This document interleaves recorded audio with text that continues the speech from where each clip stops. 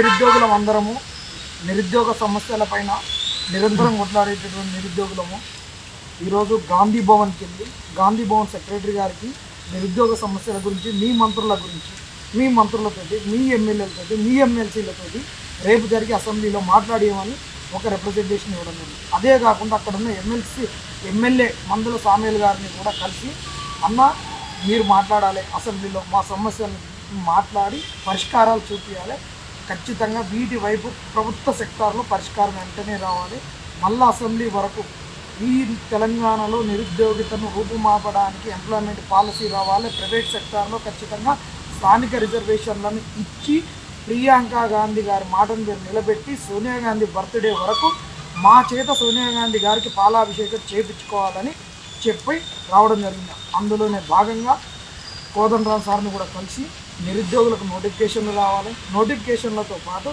ఏ న్యాయపరమైన చిక్కులు రావద్దు, సిలబస్ మార్చేది ఇప్పుడే చెప్పాలి, రాంగ్ క్వశ్చన్స్ రావద్దు, ఏ నోటిఫికేషన్ మెట్లెక్కొద్దని చెప్పడం జరిగింది. పోలీసు రిక్రూట్మెంట్లో ఉన్న 46 జీవో గురించి, గురుకులాలలో ఉన్నటువంటి వివిధ న్యాయపరమైన చిక్కులు, వివిధ జీవోలు, వాళ్ళకు హెచ్జిటీలకు ఇచ్చేటటువంటి ప్రమోషన్ల గురించి, గురుకులాలు, జేఎల్లు, డిఎల్స్ అన్ని నిరుద్యోగ సమస్యలు, హెచ్జి మన అదేవిధంగా పవర్ సెక్టార్లో ఇప్పటికి శాంక్షన్ అయిన పోస్టుల గురించి, జీపీఓ గురించి, మరి ముఖ్యంగా శాంక్షన్ అయినటువంటి జీపీఓ ఫైనాన్షియల్ అప్రూవల్ వచ్చిన జీపీఓలను ఎందుకు ఆపుతుర్రని అన్ని సమస్యల గురించి కోదండరాం సార్ దగ్గర 1 గంటన్నర సేపు చర్చించడం జరిగింది. సార్ కూడా ఖచ్చితంగా వీటిని సీఎం గారితో చర్చిస్తున్నారు, అవసరమైతే నిరుద్యోగులతో ఒక మీటింగ్ నేను ఏర్పరుస్తానని కోదండరాం సార్ హామీ ఇవ్వడం జరిగింది.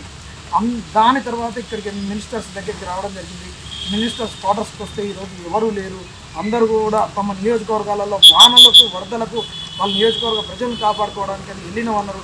ఒక 2-3 ఉన్నారు, మాకు అందుబాటులో రావట్లేదు, వర్షం వస్తుంది, వానలో కూడా తడుస్తూ ముద్దయితూ ఈరోజు బండ్లు ఎక్కడ పోయినా ట్రాఫిక్ జామ్ అయినా ఈ నుంచి 1 కిలోమీటర్ వెళ్ళడానికి 1 గంట సేపు సమయం పట్టేటటువంటి ఒక ట్రాఫిక్ జామ్లో కూడా ఈరోజు వానల్లో మేము తడుచుకుంటూ ఈ రిప్రజెంటేషన్ ఇవ్వడం జరుగుతుంది.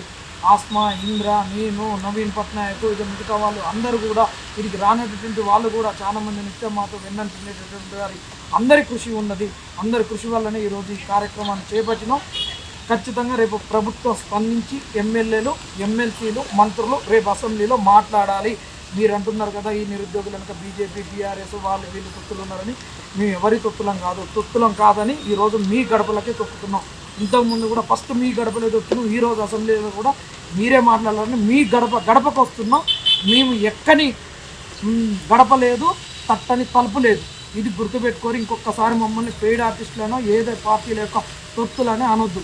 మా యొక్క పనిని మీరు గమనించి మాట్లాడమని చెప్తున్నాం. అసెంబ్లీలో మాట్లాడకుండా ఈ నిరుద్యోగ ఉద్యమాన్ని ఉధృతం చేయడం జరుగుతుంది. స్థానిక సంస్థలలో కూడా మీ ఓటమికి మేము ఏ విధంగా పనిచేయాలో త్వరలో కార్యాచరణ ప్రకటిస్తాం.